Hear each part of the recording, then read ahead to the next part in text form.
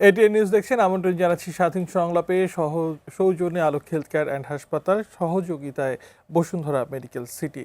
আমি মাশরাফি শশী আজ আপনাদের সঙ্গে আছি। শিরোনাম রেখেছি ভোটের ভালো মন্দ ও ক্ষমতার চেয়ার। দুজন অতিথি আজ স্টুডিওতে আমাদেরকে সময় দিচ্ছেন। স্টুডিওতে আমাদের সঙ্গে আছেন সাইফুল হক, সাধারণ সম্পাদক বিপ্লবী ওয়ার্কার্স পার্টি ও প্রার্থী ঢাকা 12। একই সাথে আমরা আজকে পেয়েছি জাহিদ চৌধুরীকে, ব্যবস্থাপনা সম্পাদক দৈনিক আমার দেশ। আপনাদের দুজনকে আমন্ত্রণ জানাচ্ছি, কৃতজ্ঞতা জানবেন আজকে সময় দেওয়ার জন্য।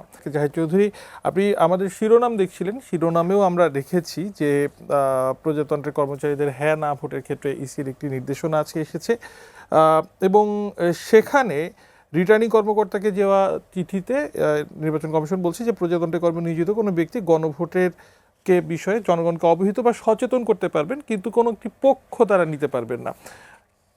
কিছুদিন আগে ডক্টর আলী রিয়াজ একটি জাতীয় দৈনিকের সংবাদে তিনি বলছিলেন যে সরকার এবং প্রজাতন্ত্রের কর্মচারীরাও যদি কোনো একটি পক্ষ নেয় সেটা আসলে আইনি কোনো বাধা নেই।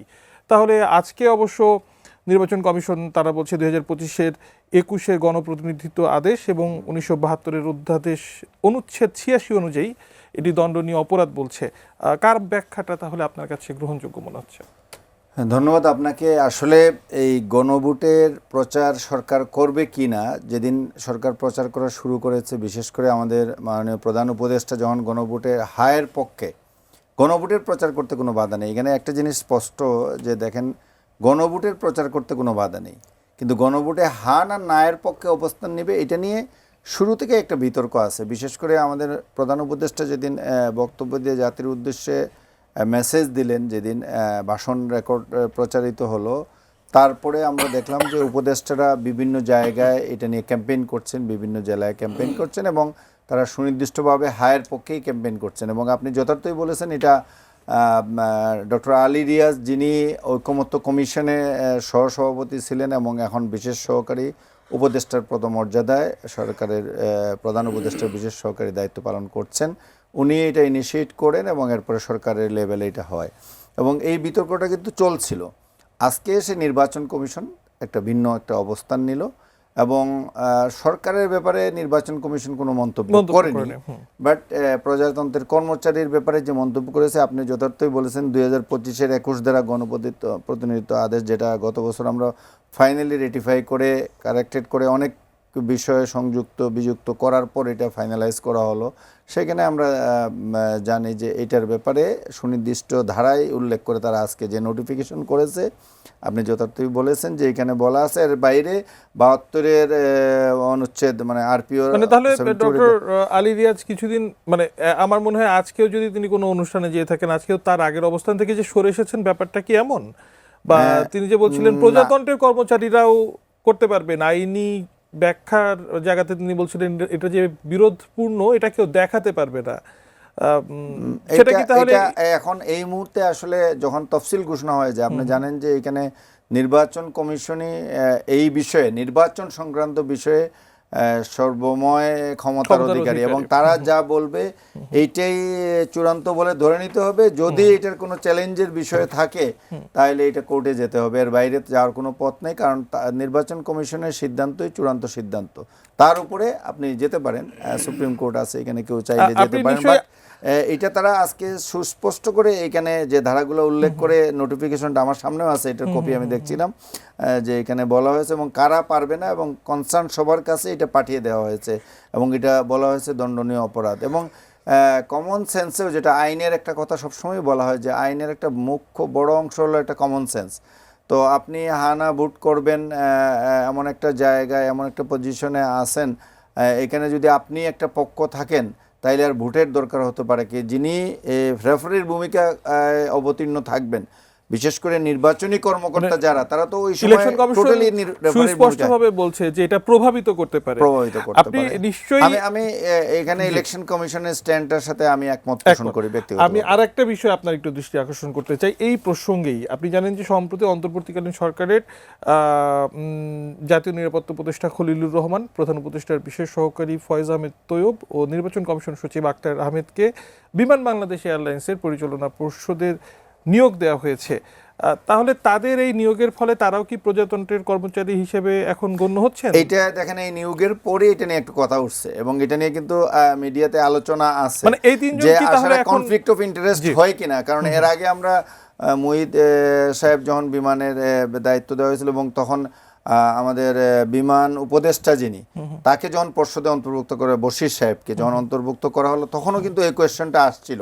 আমরা এই সমস্ত জায়গাতে কিছু গ্রে এরিয়া আছে। আমার মনে হচ্ছে যে গ্রে এরিয়াগুলোতে সরকারি সিদ্ধান্তগুলো মাঝে মধ্যে একটু প্রশ্নের মুখোমুখি হচ্ছে। এগুলা যেটা অ্যাভয়েড করা যায়, আমার মনে হয় নির্বাচনটাকে এখন ফোকাল পয়েন্টে, যে মুহূর্তে নির্বাচনী ফোকাল পয়েন্ট, এখানে এই সমস্ত বিষয় আসা নিয়ে বিতর্ক সৃষ্টি করে অযথা এটা দৃষ্টিটা ভিন্ন দিকে নিয়ে যাওয়ার কোনো কারণ কনফ্লিক্ট অফ থাকতে পারে না। ইন্টারেস্টের মানে আপনি যথার্থই বলেছেন, কিন্তু আমি জানতে চাচ্ছিলাম যে এই তিনজন মানে তারা কি এখন গণভোটে একটি পক্ষ নিতে পারবেন কিনা, তারাও যদি মানে আমি ওই কারণেই বলছি যে এটা কনফ্লিক্ট অফ ইন্টারেস্ট। ওই জন্যই বলা হয়েছে যে আপনি এমন কোনো দায়িত্বে থাকবেন না যখন আপনি উপদেষ্টার দায়িত্ব, মানে উপদেষ্টা তো এখানে মন্ত্রীর স্ট্যাটাস, এবং ওইখানে এক লাইনেই বলে দেওয়া আছে যে মন্ত্রীরা যে ফাংশন করছেন, যে আইনে চলছেন, তারাই উপদেষ্টারা একইভাবে চলবেন। তো ওইখানে আপনি যখন মন্ত্রিত্ব গ্রহণ করেন, তখন কিন্তু আপনি একটা পত্রিকার সম্পাদকও থাকতে পারেন না। আমরা অতীতে আনোয়ার হোসেন মঞ্জু সাহেবের ক্ষেত্রে কিংবা অন্যান্যদের অনেকের ক্ষেত্রে দেখছি, আপনি ব্যবসা বাণিজ্য করতে পারেন না, আপনার চেয়ারম্যানের পদ থেকে, ডাইরেক্টরের পদ থেকে রিজাইন দিতে হয়। সো এটা অতীতে অনেক রেকর্ড আছে, এরকম বডিগুলো থেকে আপনি রিজাইন করে তারপরে মন্ত্রিত্ব গ্রহণ আমার মনে হয় মানে ভবিষ্যতে যেও আমরা এখনকার রেকর্ডটাকে অনেকে হয়তো বা প্রেসিডেন্ট হিসেবে তুলে ধরতে পারে। সুতরাং এটা আমার মনে হয় যে এটা মানে এই জাতীয় সিদ্ধান্তগুলা ব্যাপারে আমরা সরকারের স্পষ্ট আইনি ব্যাখ্যাটা আমরা পাচ্ছি না। আপনার বক্তব্য একেবারে পরিষ্কার। সাইফুল হক, আপনার কাছে আসতে চাই। আপনি নিজে নির্বাচনী যেই জনসভা করছেন, ভোটের প্রচারণা করছেন, সেখানে আপনার যারা সমর্থক আছেন, ভোটার আছেন, তাদেরকে কি গণভোটের কোন পক্ষে যাওয়ার জন্য আহ্বান জানাচ্ছেন? আপনাকে ধন্যবাদ। প্রিয়ভাজন জনাব জাহেদ চৌধুরী, আর দর্শক শ্রোতা যারা দেখছেন তাদেরকে শুভেচ্ছা। বিশেষ করে আপনি উল্লেখ করছিলেন যে আমি এবার ঢাকা 12 আসনে বিপ্লবী ওয়ার্কার্স পার্টির মনোনীত এবং বিএনপির সমর্থিত প্রার্থী হিসাবে আমি পার্টি নির্বাচনী প্রতীক কোদাল মার্কা নিয়ে আমি নির্বাচনে অংশগ্রহণ করছি। আসলে আমি এখন একদম নির্বাচনী তো গণসংযোগ থেকে মূলত আমার সরাসরি আপনার স্টুডিওতে আসা। আমি 12 আসনে যারা ভোটাররা আছেন, দর্শক শ্রোতারা আছেন, আমি সবাইকে শুভেচ্ছা জানাই। যারা দেখছেন টেলিভিশনে তাদেরকেও শুভেচ্ছা দিই। আমি তার আগে একটু রেসপন্ড করি, যেটা আপনি জাহেদ চৌধুরীকে আপনি যে প্রশ্ন করছিলেন, সেখানে আমি মনে করি যে প্রথমত সরকারি দিক থেকে, যেহেতু এটা একদিকে এটা সাংবিধানিক সরকার, আবার একটা এক্সট্রাঅর্ডিনারিভাবে তারা ক্ষমতা এসছেন, একটা আপরাইজিংয়ের মধ্য দিয়ে তাদের একটা পলিটিক্যাল এক ধরনের ম্যান্ডেটও আছে তাদের। আর তো বলে সেই জায়গা থেকে সরকার, আমি মনে করি যে তারা এই সরকারকে অন্য সময়ের সরকার হিসাবে বিবেচনা করার সুযোগটা নাই। সেদিক থেকে তারা মানে ভোটের পক্ষে তাদের যে যোগাযোগ বা এক ধরনের প্রচারণা, সেটাকে আমি মানে সমর্থন করি। প্রজাতন্ত্রের ব্যাপারে যেটা বললেন, প্রজাতন্ত্রের কর্মকর্তা কর্মচারী, তারা তো প্রজাতন্ত্রের কর্মকর্তা কর্মচারী, তারা সরকার পরিবর্তন হতে পারে, আসবে যাবে, বা তারা তো ডেফিনেট কোনো, কারণ এটা একটা রাজনৈতিক সিদ্ধান্ত। হ্যাঁ বা না এর প্রশ্নটা, এটা একটা গুরুত্বপূর্ণ রাজনৈতিক সিদ্ধান্ত। তারা যখন ভোট দেবেন, তারা হ্যাঁ বা নাতে তাদের গোপন ভোট দেবার তো সুযোগ আছে, বাট পেশাগত দায়িত্ব হিসাবে হ্যাঁ বা না এর পক্ষে ক্যাম্পেইন করবার কোনো সুযোগ তাদের নেই বলে আমি ধারণা। এবং ইলেকশন কমিশন আমি মনে করি সঙ্গতভাবেই সেটাই তারা যে স্পষ্ট করেছেন, সেটা আমার মনে হয় সেটাকে আমার বিবেচনা, আমি সেটাকে যথার্থ বলে বিবেচনা সেটা করছি। তারা হলে এই রেফারেন্ডামের কোনো গুরুত্বই, কোনো তাৎপর্যই কার্যত এটা নির্বাচনী দায়িত্ব থাকবেন, তারা আবার নির্বাচনী দায়িত্ব থাকবেন, ফলে সেটা কোনো বহন করে না। আর আপনি আমাকে যেটা প্রশ্ন করলেন, আমি নির্বাচনী ক্যাম্পেইনে না, আমরা বেশ আগেই, যেহেতু আমরা বিপ্লবী ওয়ার্কার্স পার্টি করা অভ্যুত্থানের আমরা গুরুত্বপূর্ণ স্টেক হোল্ডার, ফলে আমাদের একটা গুরুত্বপূর্ণ ফ্রন্ট লাইন আমাদের ভূমিকা, এবং গোটা ঐক্যমত কমিশনের যে তৎপরতা, সেখানে আমি নিজে বা আমাদের পার্টি, আমাদের একটা খুবই গুরুত্বপূর্ণ অংশগ্রহণ সেখানে ছিল। এবং আমরা ইতিমধ্যেই জুলাই সনদে আমরা স্বাক্ষর করেছি, আপনি জানেন। স্বাক্ষর করেছি। ফলে এটাকে হ্যাঁ, রেফারেন্ডাম প্রশ্ন নিয়ে আমাদের কিছু সমালোচনা আছে, আপত্তি আছে, বা কিছু ব্যাপারে মনে হচ্ছে বেশ ওটাকে যথেষ্ট জটিল এই করা মুহূর্তে তো হয়েছে। সেগুলো অতীত, এখন তো জটিল হ্যাঁ করা- অথবা নাতে জটিল আপনাকে করা হয়েছে, বাট জি। ওভারঅল আমরা মনে করি সামগ্রিকভাবে আমরা রিজার্ভেশন থাকার পরেও আমাদের পার্টি অনেক আগে সিদ্ধান্ত নিয়েছে আমরা হাফ ভোটেরই আমরা ক্যাম্পেইন করছি। আমি নিজেও যেসব জায়গায় যাচ্ছি আমি সেখানে গণভোটের ক্ষেত্রে হাঁ সূচকে ভোট দেওয়ার জন্য আমরা সেখানে বলছি। কারণ এটা হচ্ছে মনে করি এটা না হলে আমরা তাহলে এটা আমাদের একটা রাজনৈতিক দায়িত্ব, এটা আমাদের পলিটিক্যাল দায়িত্ব, ইথিক্যাল মোরাল কিন্তু একটা দায়িত্ব। সাইফুল ভাই, সাধারণ সমর্থক, ভোটার, নাগরিক, তাদের কাছে গণভোট ব্যাপারটি ঠিক কতটা সহজবোধ্য বলে আপনি নির্বাচনের মাঠে আপনার অনুধাবন? সেটা আপনার প্রশ্নের উত্তরেই কিছুটা ইনডিরেক্ট প্রশ্নের মধ্যে কিন্তু উত্তর আছে, যথেষ্ট জটিল। এটাকে ব্যাখ্যা করতে পারাটা যথেষ্ট জটিল। আমাদের মানুষ এই জটিলতা অধিকাংশ ক্ষেত্রে যাচ্ছে না। ফ্রন্ট লাইনে রাজনৈতিক কর্মী সংগঠকদেরকে বললেও তারা অনেকে ভালো করে বলতে পারবেন না, বাস্তবতা হচ্ছে এটা। তো সাধারণ ভোটার তো তিনি এই যে দেখলাম যেভাবে বলা হচ্ছে যে মানে আপনার যদি মানে হাঁ বা নায়ের পক্ষে, এখানেও আবার আমি দেখলাম যে সেখানে মানে নানা অপ্রাসঙ্গিক প্রশ্ন উত্থাপিত হয়েছে।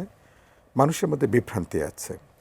সরকারের উচিত হবে এই ক্যাম্পেইন করে, এটা গুরুত্বপূর্ণ, কি প্রশ্নে তারা গণভোটে যাচ্ছেন ভোটারদের কাছে এটাকে স্পষ্ট করা। রাজনৈতিক দলকে আমি মনে করি এটা আমাদেরও দায়িত্ব। এটা মানে হ্যাঁ ক্যাম্পেইনের পেছনে সরকারের যে এফোর্ট, কিন্তু এই ব্যাপারটিকে বিশ্লেষণ বা সহজবোধ্য করে তোলার পেছনে সেই এফোর্ট কি আপনি সরকারের পক্ষ থেকে দেখেছেন? নির্বাচনে তার বাকি আছে। আমি এটাকে যথেষ্ট বিবেচনা করছি না, অথবা রাজনৈতিক দলগুলোর দিক থেকেও হাঁ ভোটের ক্যাম্পেইনে আমি তেমন কোনো উৎসাহী উদ্যোগী কোনো ভূমিকা এটা আমি লক্ষ্য মানে করছি না। গণভোট যদি তাহলে এতটাই গুরুত্ব এবং তাৎপর্যপূর্ণ হবে, রাজনৈতিক দল এবং সরকার কারো পক্ষ থেকেই সেই গুরুত্বটা ওইভাবে পাচ্ছে না কেন সাধারণ মানুষের কাছে পৌঁছানোর পাচ্ছে না ক্ষেত্রে? ধরে নেওয়া যে এটা হাঁ জয়যুক্ত হবে এরকম একটা সাধারণ পারসেপশন গড়ে উঠেছে। সরকার যেখানে সরকার হাঁ ভোটের পক্ষে, মানে আমরা অভ্যুত্থানের অংশীজনরা অধিকাংশ যেহেতু আমরা হাঁ ভোটের পক্ষে, সুতরাং মানুষ হাঁ ভোটের পক্ষে অবস্থান নেবে এরকম একটা ধারণা থেকে, মানে ধারণাগত জায়গা থেকে এবং এটা প্রত্যাশাও আছে। কতটা জোর এক ধরনের প্রত্যাশাও আছে। তবে আমি এটা এক্সট্রিম কথা বলি। এক্সট্রিম কথা হলো যে ধরুন যদি জয়যুক্ত হয়, হ্যাঁ, তাহলে আমরা মোরালি আমরা হয়তো একটু বিপজ্জনক জায়গায় পড়বো, ইথিক্যালি মোরালি। বাট সেটাকে আমি গুরুত্বপূর্ণ মনে করি এই জন্য, কারণ আমরা বিশেষ করে আমাদের দিক থেকে বিএনপি বা বিপ্লবী ওয়ার্কার্স পার্টি, গণতন্ত্র মঞ্চ, আমরা তো 31 দফা এটা পাবলিকলি কিন্তু মানে আমাদের কমিটমেন্ট। সুতরাং এই না ভোট জয়যুক্ত হলে ব্যাপারটা এরকম না যে সব কিছু আমাদের নষ্ট হয়ে গেল, এরকম মনে করবার কোনো কারণ নেই। কারণ আমাদের ধরুন ঐক্যমত কমিশনের কোনো ব্যাপারেই সিদ্ধান্ত হলো না, আমরা এগ্রিমেন্টে আমরা স্বাক্ষরও করলাম না, যদি এমনটি হতো তাহলে কিন্তু আমাদের পাবলিক কমিটমেন্ট হচ্ছে আমরা পুরনো জমানায় কেউ ফিরবো না। ফলে গোটা ব্যবস্থার একটা ডেমোক্রেটিক রিফর্ম, এটা কিন্তু আমাদের মানুষের কাছে অঙ্গীকার, এটা আমাদের পাবলিক কমিটমেন্ট। ফলে আমরা সেই লক্ষ্যে কিন্তু আমরা মূলত কাজ করব। আমি ওরকম একটা খারাপ দৃশ্যপট আমি কিন্তু বিবেচনার আপনি অন্তত এখন বিবেচনা করছেন না। অসংখ্য ধন্যবাদ। একজন দর্শক আমাদের সঙ্গে টেলিফোনে যুক্ত হয়েছেন। আসসালামু আলাইকুম দর্শক, আপনার পরিচয় দিয়ে প্রশ্নটি করুন। ওয়ালাইকুম সালাম ওয়া রাহমাতুল্লাহি ওয়া বারাকাতুহু। জি, আমার নাম মুজিবুর রহমান, নোয়াখালী বেগমগঞ্জ থেকে বলছি। জি, আমার প্রশ্ন হলো এই যে মির্জা ফখরুল সাহেব অনেকদিন আগে বলছিল আর কি হাতে ভোট দেবো আমরা, কিন্তু এই যে তারেক রহমান সাহেব বা মির্জা ফখরুল সাহেব বা অন্যান্য বিএনপি কোন নেতারা এই হাতে ভোট দেওয়ার বেশ কিছুদিন থেকেই হাতে ভোট দেওয়ার ওনাদের কোনো পাচ্ছি না আর কি। আচ্ছা, ওনারা কি হাতে ভোট দেওয়ার ইচ্ছা নাই নাকি নাতে দিবেন নাকি বুঝতে পারি না কিছু। অসংখ্য ধন্যবাদ। আপনার প্রশ্নটি আমরা বুঝতে পেরেছি। আরো একজন দর্শক টেলিফোনে যুক্ত আছেন। আসসালামু আলাইকুম, আপনার প্রশ্ন করুন। ওয়ালাইকুম আসসালাম, আমি মোহাম্মদ আলমগীর হোসেন। মূলত আমার প্রশ্নের উত্তর দেওয়া হয়ে গেছে হা ভোট না ভোট নিয়ে। আমি একটু 30 সেকেন্ড কথা বলি। যে গতকালকে একজন দর্শক ফরিদপুর থেকে ফোন করেছিলেন যে দেশে 3টা দলের মধ্যে কার কি অবদান আছে। তো এখানে 2জন অতিথি দুইটা দলের পক্ষ নিয়ে ওই দুই দলের কি ভূমিকা সেটা উল্লেখ করলেন। তো সেখানে আরেকটা দলের বিষয় ছিল যে ওই দলটার কি অবদান আছে। আমি ধরে নিলাম যে ৭১-এর পরে আওয়ামী লীগের সব অপরাধ, কিন্তু এই দেশটা তো স্বাধীন হয়েছে ৭১-এ আওয়ামী লীগের নেতৃত্বেই। বিশেষ করে সাইফুল হক ভাই আছেন, উনি এই দেশের ইতিহাসের একটি অংশ, তিনি ভালো বলতে পারবেন যে আমরা আওয়ামী লীগকে যতই দোষ দেই, যতই অন্যায় করুক, কিন্তু দেশটা স্বাধীনতার ভিতরে তো আপনি আওয়ামী জানতে লীগের চাচ্ছেন অবদান কি? আছে। এই কথাটা কেন আমরা একটু স্বীকার করি না? আচ্ছা, এটাই ধন্যবাদ। অসংখ্য ধন্যবাদ। মানে আওয়ামী লীগের অবদান কতটুকু আছে সেটা স্বীকার করার মতো বাস্তবতা বা কেন আমরা স্বীকার করি না, এটা দর্শকের প্রশ্ন। আর আমি তাহলে সেই, যেহেতু বিএনপি সমর্থনে আপনি নির্বাচন করছেন সাইফুল হক ভাই, আমি আপনার কাছে এই প্রশ্নটি জানতে চাই। দর্শক যেমনটি বলছিলেন যে ভোট চাচ্ছেন তারেক রহমান নির্বাচন এই জনসভাতে মির্জা ফখরুল ইসলাম, কিন্তু হ্যাঁয়ের পক্ষে ভোট চাচ্ছেন এমনটা তিনি ঠিক খেয়াল করছেন না।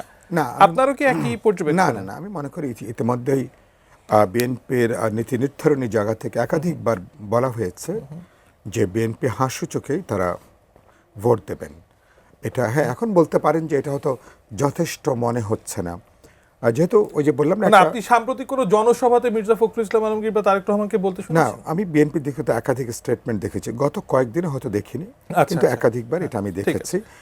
আমার ধারণা যে এই ব্যাপারে প্রয়োজন হলে তো আবার নিশ্চয়ই ধরো নেতৃবৃন্দরা তারা বলবেন। আমি একটু হ্যাঁ, অবশ্যই।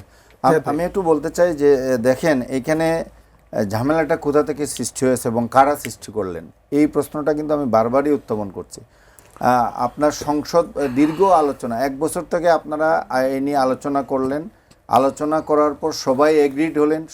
সংসদ ভবনে বিশাল উৎসবমুখর পরিবেশে আমাদের মাননীয় প্রধান উপদেষ্টা বললেন যে আজকের দিনটা ঐতিহাসিক হয়ে থাকবে, সবাই মিলে এখানে স্বাক্ষর করলেন এবং এনসিপি বলল যে আমরা এটার সাথে এগ্রিড, তবে আমরা বাস্তবায়ন প্রক্রিয়ার জন্য অপেক্ষা করছি, আমরা যে কোনো মুহূর্তে স্বাক্ষর করব।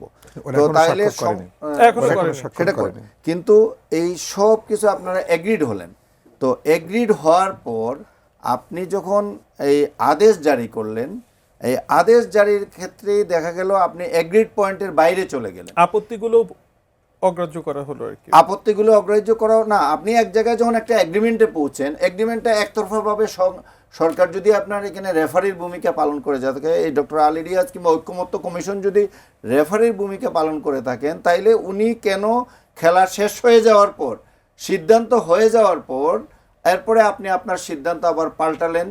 কিভাবে পাল্টালেন? কারো কোনো মতামত না নিয়ে এককভাবে। তো যদি আপনি এককভাবে সিদ্ধান্ত দিবেন তাহলে এটা দেওয়ারও পথ ছিল। দেওয়ার পথ কোথায় ছিল? যে আপনি রাজনৈতিক দলগুলোর সাথে আলোচনা করার পর আপনি নিজেই ডিক্লেয়ার করতেন, এই স্বাক্ষর অনুষ্ঠানের প্রয়োজন ছিল না, যে আমরা পলিটিক্যাল পার্টিগুলোর সাথে আলোচনা করছি, তাদের মতামত নিয়েছি, এখন আমরা এটা ডিক্লেয়ার করছি যে এই আমাদের সিদ্ধান্ত। এই মাঝখানের এই অনুষ্ঠানটাকে আপনারা স্বাক্ষর অনুষ্ঠানের সাথে আদেশের যে তফাৎ, এই দুইটা জায়গায় যে ব্যতিক্রম, এই কারণেই বিএনপি তখনও এটা নিয়ে আপত্তি তুলেছে এবং বলেছে যে আমরা যতটুকু, সালাউদ্দিন সাহেব যিনি লিড করেছেন ওইখানে বিএনপির পক্ষ থেকে, উনি খুবই স্পষ্টভাবে বলেছেন যে আমরা যতটুকু স্বাক্ষর করেছি এইটুকু আমরা লাইন বাই লাইন পুঙ্খানুপুঙ্খভাবে আমরা বাস্তবায়ন করব, বাকিটুকু আমাদের উপর চাপিয়ে দিয়েছেন। এই কথাটা, এই অভিযোগ সহ, কারণ এরপরে তো তাদের মতামত দেওয়ার কোনো জায়গা নেই, বাকিটুকু কিন্তু সরকার করেছে। আদেশ জারি করেছেন, অধ্যাদেশ জারি করেছেন, গণভোটের অধ্যাদেশ জারি করেছেন, কীভাবে গণভোট হবে প্রত্যেকটাই সরকার ইউনিলেটারিলি করেছে, এখানে কিন্তু কনসেনসাস নেই। আমি এই কথাটা বলতে চাচ্ছি। এবং কোয়েশ্চনটাও এইভাবে করা হয়েছে যে 3টার ব্যাপারে বিএনপি একমত, 1টার ব্যাপারে তাদের আপত্তি আছে, অন্য 3টার ব্যাপারে একমত, 1টার ব্যাপারে আপত্তি আছে জামাতে ইসলামীর কিংবা এনসিপির। তো এইরকম হওয়ার কারণেই কিন্তু এই অবস্থাটা সৃষ্টি হয়েছে এবং এইটা সৃষ্টির পিছনে আমি মনে করব এটা পুরোপুরি সরকারের দায়িত্ব। সরকার কি তাহলে তখন বোঝে নাই যে নির্বাচনের সময় এই ধরনের একটা? না, সরকার বুঝবে না কেন? সরকার বুঝেছে, সরকার জানে, সরকার জানে, তারপরে সরকার এটা চাপিয়ে দিয়েছে। এবং আপনি বলবেন যে বিএনপি তাইলে তখন এটা কেন এটার বাইরে চলে আসলো না? আমার ধারণা, এবং আমি এই বক্তব্যটা তাদের কাছ থেকে শোনার চেষ্টা করেছি বিভিন্ন সময়, তারা এইটা যেটা বলেছে যে আমরা নির্বাচনের পরিবেশ বিঘ্নিত হয়, তারা প্রায়োরিটি দিয়েছে নির্বাচনটা যাতে হয়, এই কারণে তারা এর বাইরে আসেনি। তো অবশ্যই এখানে জামাতে ইসলামের যে দায়িত্ব যেটা ছিল যে আপনার উচ্চকক্ষে পিআর, এটার ব্যাপারেও কিন্তু বিএনপির খুব জোরালো কোনো আপত্তি দেখিনি আমরা। বাট বিএনপি যেখানে প্রথম নোট অফ থেকে দিছে, ছিল, পরবর্তীতে মানে মেনে শুধু এই নিয়েছে। একটা পয়েন্ট ছাড়া আমার ধারণা যে এই একটা পয়েন্ট গণভোটে দিয়ে যে উচ্চকক্ষে পিয়ার হবে কিনা, বাকি 2-3টা পয়েন্ট যেখানে মূলত আপনার দফাগুলোর সাথে বিএনপি এক, কিন্তু এটা বাস্তবায়ন প্রক্রিয়ার কোনো একটা পর্যায়ে তাদের আপত্তি ছিল, কিন্তু সেইগুলো তাদের উপর চাপিয়ে দেয়। কমিটি গঠনের প্রক্রিয়ার মধ্যে যেমন আপনি নির্বাচন কমিশনের যে কমিটি গঠন করবেন কিংবা তত্ত্বাবধায়ক সরকার যেভাবে ফরমেশন করবেন তার Formation হবে। 10 নম্বর স্টেজে এসে বিএনপি আপত্তি করেছিল, সেগুলো কিছুটা চাপিয়ে দেওয়া হয়েছে। এই কারণে আমার মনে হয় যে এই কারণে বিএনপি বলছে আমরা হাবুটের পক্ষে আছি, কিন্তু এটা নিয়ে উৎসাহটা তাদের কমে গেছে। তো আপনি জানেন যে শেরপুরের সংঘর্ষে জামাত ইসলামীর এক নেতা নিহত হওয়ার ঘটনাতে শেরপুরের ঝিনাইগাতি উপজেলার নির্বাহী কর্মকর্তা ইউএনও এবং থানার ভারপ্রাপ্ত কর্মকর্তাকে প্রত্যাহারের সিদ্ধান্ত নেওয়া হয়েছে। আমি আপনার কাছে জানতে চাই যে এই পুরো ঘটনাটাতে আইন শৃঙ্খলা রক্ষাকারী বাহিনী যে ভূমিকাটা নিয়েছে সেটাকে আপনি কিভাবে বিশ্লেষণ করছেন? আর ইলেকশন কমিশন বলছেন যে তারা তাদের দায়িত্ব পালনে ব্যর্থ হয়েছেন। কেন আসলে প্রশাসন এবং আইন শৃঙ্খলা রক্ষাকারী বাহিনী দায়িত্ব পালনে ব্যর্থ হলো, একটা মানুষ নিহত হলেন? আপনার এই প্রশ্নে যাওয়ার আগে আমি আরেকটা আগের আলোচনার একটা লাইন একটু স্পষ্ট করতে চাই যে দেখেন, আমরা ব্যক্তিগতভাবে আমি আমার পত্রিকায় একাধিকবার এটা লিখেছি যে গণভোটের পক্ষে এবং হায়ের পক্ষে অবস্থান নেওয়ার জন্য। এমনকি আমি এই শিরোনামে স্টোরি করেছি যে বিএনপিকে উদ্দেশ্য করেই বলা যে দয়া করে আপনারা নীরব থাকবেন না, হার পক্ষে অবস্থান নিন, যেটা এখন অনেকটা নীরব অবস্থান, এটা হার পক্ষে অবস্থান নিন। এবং সংস্কার বাংলাদেশের মানুষ চায়, তরুণ সমাজ চায়, জুলাই অভ্যুত্থানের আকাঙ্ক্ষা, এবং এটা চায় বলেই আমি মনে করি রাজনৈতিক দলগুলো, বিশেষ করে জুলাই অভ্যুত্থানের যারা স্টেক হোল্ডার, আওয়ামী লীগ এবং তার সহযোগী জাতীয় পার্টি কিংবা 14 দলীয় শরিকরা ছাড়া বাকি বাংলাদেশের মেজর সমস্ত রাজনৈতিক দল দীর্ঘ 1 বছর থেকে, ফেব্রুয়ারি থেকে শুরু করলেও 8 মাস, আর আগের প্রক্রিয়াগুলো শুরু করলে 1 বছর, তো 8 মাস ধরে তারা কন্টিনিউয়াসলি আলোচনা করেছেন এই সংস্কার প্রস্তাবগুলো নিয়ে, 6টা সংস্কার কমিশনের প্রস্তাবগুলো। যদিও মূলত আপনার সাংবিধানিক সংস্কার নিয়ে আলোচনা হয়েছে কিংবা গণভোটের পার্টটা সাংবিধানিক সংস্কারের উপরই হচ্ছে, অন্যগুলা অল্প স্বল্প এসছে, অনেকগুলা আসেইনি মোটেই। তো এইটার ব্যাপারে রাজনৈতিক দলগুলোর আগ্রহ আছে বলেই তারা তো এত লম্বা আলোচনা করেছেন সরকারের মধ্যস্থতায়, এবং এই আলোচনায় তারা যে জায়গায় কনসেনসাসে পৌঁছে, এটা আমার মনে হয় ফলাফলটা আমাদের আরেকটু ধৈর্য তাহলে ধরতে হচ্ছে অন্তত 12 তারিখ পর্যন্ত। জি জি। আর আপনি এরপরে যে ঝিনাইগাতি যেটা বলছেন, এটা নির্বাচন কমিশনের পক্ষ থেকে যেটা বলা হয়েছে, যে কারণে ওসি এবং ইউএনওকে সরিয়ে দেওয়া হয়েছে। প্রথমত তারা যে এই উদ্যোগটা নিয়েছিলেন, এইটা তো সারা দেশে এরকম উদ্যোগ নাই, তাইলে তারা আগবাড়ি এটা নিতে গেলেন কেন? মানে এই জায়গাটা আমারই জানার হয়তো একটু অস্পষ্টতা আছে। আপনি তাহলে প্রশ্নবিদ্ধ করছেন, মানে এটা তো উদ্যোগটা সাধারণের অনেকের মনে হতে পারে যে এটা একটা নির্বাচনী এটা একটা প্র্যাকটিস আছে কোন জায়গায়, গণতান্ত্রিক একটি প্রক্রিয়া, এটা আছে, কিন্তু আপনার যদি ওই পরিবেশটা, ওই সিচুয়েশনটা কন্ট্রোল করার না থাকে, তাইলে আপনি বাড়তি কাজে গিয়ে বাড়তি ঝামেলার সৃষ্টি করছেন কেন? এটা একটা জিনিস। আরেকটা জিনিস হলো যে আপনি রাজনৈতিক দলগুলোর জন্য এগুলো এখন অনুসন্ধানে বেরিয়ে আসবে যে এটা করলেন, তাইলে আলাদা করে আপনার জায়গায় রাখা দরকার ছিল যে এটা নির্ধারিত সিট ফর বিএনপি, এটা ফর জামাত, এটা কে আগে আসলো কে পরে আসলো, আমি আগে আসলাম পরে সব সিট দখল করে নিলাম, আমি দেরি করে আসলাম, এটাই কিন্তু প্রাথমিকভাবে এই অনুসন্ধানে এটা বেরিয়ে আসছে যে জামাতের লোকজন আগে আসছিল বলে তারা সব সিট দখল করে বসছিল, বিএনপি দেরিতে আসছে, তাদের নেতারা জায়গা পান নাই, এটা নিয়ে সূত্রপাতটা একটা ভাইটাল জিনিস। তাইলে প্রশাসনের এখানে নিশ্চয়ই এটা তো স্পষ্ট, যদি এইটুকু ইনফরমেশন সত্য হয়ে থাকে যা আসছে, আমি জানি, আমি যতটুকু খোঁজ নিয়েছি এইটা, তাইলে এটা কেন প্রশাসন এই কাজটা করলো? এবং জামাতের উচিত ছিল তাদেরকে জায়গা দেওয়া, সিনিয়র নেতারা যারা আছেন, এই সৌহার্দ্যপূর্ণ পরিবেশটা হয়তো ওইখানে তার আগেই পরিবেশটা খারাপ হয়ে গেছে, কিন্তু সর্বোপরি যে ঘটনা ঘটেছে এটা খুবই নিন্দনীয়। যারা জামাতের এই উপজেলা আমিরকে হত্যা করেছে তাদের কঠিন শাস্তি হোক, তদন্ত করে বের করে এনে দ্রুততম সময়ে প্রশাসনের উচিত হবে যারা হত্যাকাণ্ডের পর্যন্ত জিনিসটাকে নিয়ে গেছে, যারা জড়িত হত্যাকাণ্ডে, তাদের বিরুদ্ধে ব্যবস্থা গ্রহণ করুক। এটা দল মতের ঊর্ধ্বে উঠে এটাকে ইনস্ট্যান্ট জাহিদ এটা ভাই, ইয়ে করতে হবে। আমি জানতে চাচ্ছিলাম দুই পক্ষ যখন মারমুখী একটা অবস্থানে চলে গেছে, যখন টেনশনটা একেবারে উচ্চঙ্গ একটা অবস্থাতে, সেখান থেকে সেখানে পুলিশ এই তার ফাংশনটা করতে পারে না মানে প্রপারলি, তার সেটা করা কেন উচিত ছিল। ক্যাপাসিটির অভাব নাকি জনবল বা লোকবলের দিক থেকে তারা? আমার ধারণা যে আপনার এইরকম পর্যবেক্ষণ পরিস্থিতির কি? জন্য পর্যাপ্ত নিরাপত্তা ব্যবস্থা এখানে নেওয়া ছিল না। আচ্ছা। এই কারণেই ওসি এবং ইউএনওকে যে দায়িত্ব থেকে অব্যাহতি দেওয়া হয়েছে, প্রাথমিকভাবে এটাই পড়ে যে আপনি এরকম আয়োজন করলেন, তাইলে কেন আলাদা করে সিটের অ্যারেঞ্জমেন্ট রাখলেন না? কেন সভা, আমরা একটা সাধারণ সভা, একটা দলীয় নিজস্ব প্রোগ্রাম হলেও দেখা যায় যে সিনিয়র জুনিয়রদের জন্য সিট রিজার্ভ করে রাখা হয়, নির্দিষ্ট করে রাখা হয় যাতে এগুলো ঝামেলা না হয়। তাহলে আপনারা কেন করলেন না? এই দায়িত্ব তো তাদেরকে নিতে হবে। আর পুলিশ প্রশাসন কেন পর্যাপ্ত নিরাপত্তা ব্যবস্থা নিল না, কিংবা যখন ঘটনা শুরু হয়েছে তারা তাৎক্ষণিকভাবে আটকাতে পারেনি? তবে এই ধরনের ঘটনা তাৎক্ষণিকভাবে যে কোনো জায়গায় ঘটে যেতে পারে। এটাকে কঠোর হস্তে সিরিয়াসলি এটাকে মোকাবেলা করে এইটা যাতে পুনরাবৃত্তি না হয় এই চেষ্টাটা করতে হবে। তবে নির্বাচনী প্রক্রিয়া অব্যাহত রাখতে হবে। অসংখ্য উস্কানি ধন্যবাদ। দিয়ে এটাকে কেউই কোনো রাজনৈতিক দলের পক্ষেই উস্কানিমূলক কোনো বক্তব্য দিয়ে টোটাল ভালো নির্বাচনী কোনো প্রক্রিয়াকে ফলাফল বাধাগ্রস্ত আসলে কারোর করাটা জন্য ঠিক বই হবে আনবে না। না। সাইফুল হক, এই প্রসঙ্গেই আপনার কাছে আসতে চাই। নির্বাচনের প্রচারণা যখন শুরু হলো তখন থেকেই আমরা দেখছিলাম এক ধরনের কথা লড়াই চলছে। বিক্ষিপ্তভাবে বেশ কিছু জায়গায় সংঘর্ষ যে ঘটেনি সেটা না, তবে এই প্রথম মানে একজন সমর্থকের বা কর্মীর এভাবে মৃত্যু ঘটলো। আপনি কি মনে করেন এটাতেই শেষ হবে, নাকি যেই বুদবুদটা উঠছিল সেটা এখন আগ্নেয়গিরি সামনে অপেক্ষা করছে? আপনাকে ধন্যবাদ। প্রথমত শেরপুরের যে ঘটনা যেটা বললেন, এটা অত্যন্ত দুঃখজনক এবং খুবই মর্মান্তিক, এবং যিনি মারা গেছেন আমি নিশ্চয়ই তার জন্য শোক জানাই, এবং এটার তো তদন্ত হবে এবং তাদেরকে তো বিচারের আওতায় অবশ্যই সেটাকে আনা দরকার। এটা আর প্রেক্ষিত ঘটনার সূচনা যেটাই হোক না কেন, কিন্তু নিশ্চয়ই একটা বিতর্কের সমাধান নিশ্চয়ই এরকম না। তো এটা খুবই মর্মান্তিক এটা, এবং আমি এটা তীব্র নিন্দাও জানাই একই সাথে। কিন্তু এটা যেটা বললেন, সারা দেশেই কিন্তু নির্বাচন কমিশন থেকে আমি মনে করি এটা একটা ভালো উদ্যোগ। আজকে ঢাকা 12 নিয়ে, ঢাকা 12তে সবচেয়ে বেশি প্রতিদ্বন্দ্বী প্রার্থী 15 জন, বাংলাদেশের মধ্যে সম্ভবত সবচেয়ে এককভাবে কোনো আসনে সবচেয়ে সর্বাধিক প্রার্থী। আজকে আমরা খামারবাড়িতে মৃত্তিকা যে হলটা, সেখানে আজকে বৈঠক হয়েছে অসাধারণ সৌহার্দ্যপূর্ণ পরিবেশে, শান্তিপূর্ণভাবে হয়েছে এবং খুব ভালো।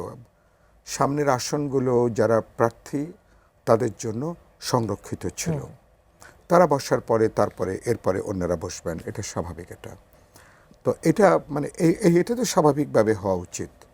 মানে কোনো ব্যাড ইন্টেনশন না থাকলেও তো আপনি সামনের সারির সবগুলো কোনো দল তো নিশ্চয়ই দখল করে রাখবে না। এটা কোনো সাধারণ সৌজন্যের বাইরে, সাধারণ রাজনৈতিক যে সৌজন্য, এটা তো পুরোপুরি তার বাইরে। মানে খানিকটা উস্কানিও যে খানিকটা তৈরি করা হয়েছে, এটা একটু হিসাবের মধ্যে নেওয়া দরকার।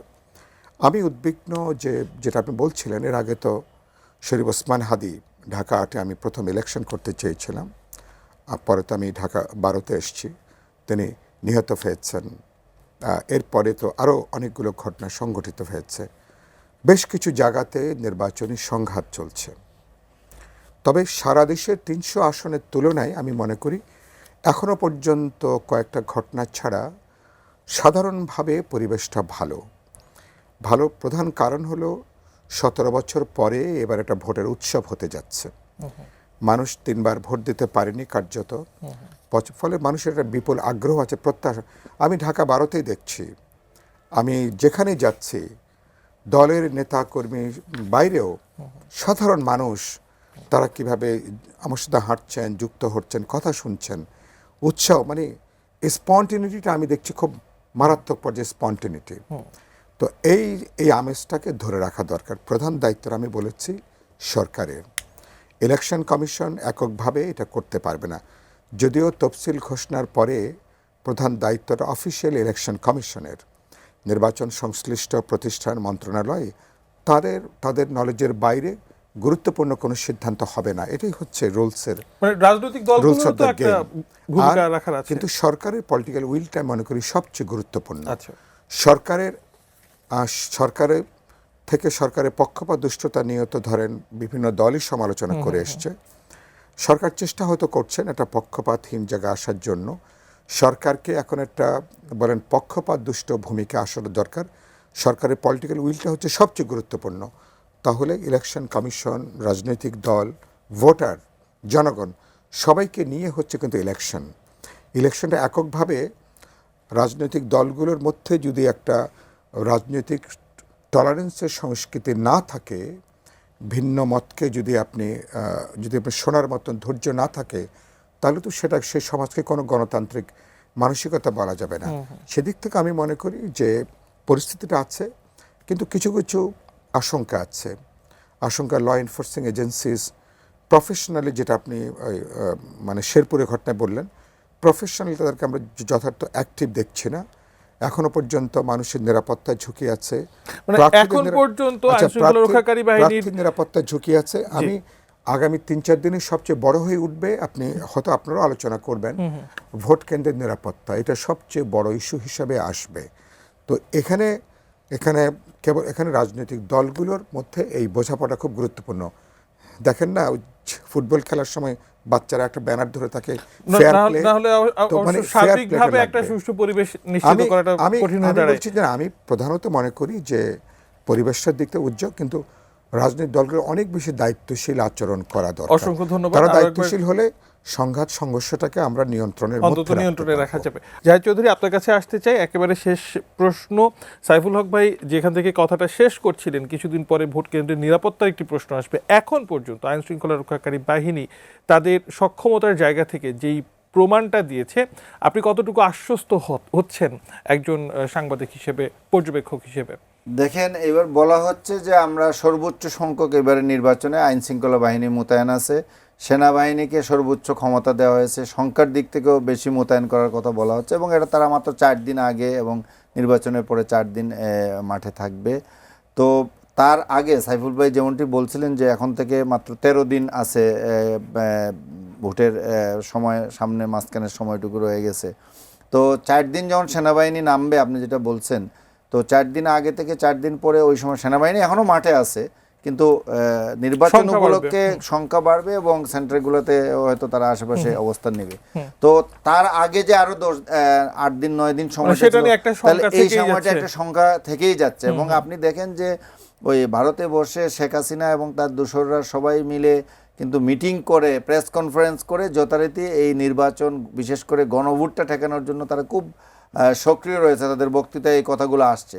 তো তারা যে তাদের সহযোগীদের দিয়ে এখানে বাংলাদেশের ভিতরে নির্বাচনটাকে বানচাল করার চেষ্টা তো করেই যাবে, সেই তুলনায় আমাদের প্রস্তুতিটা দেখতে হবে। এবং এখানে প্রশাসন, ওই পুলিশ প্রশাসনকে তাদেরকে সক্রিয় করতে হবে, এবং তারা যদি অ্যাক্টিভ না থাকে, এখন পর্যন্ত যতটুকু আছে, আমি বলবো যে রাজনৈতিক দলগুলো, রাজনৈতিক দলের কর্মীরা যদি সজাগ এবং সচেতন থাকে, তাইলে পুলিশ সহযোগিতাটা করতে পারবে।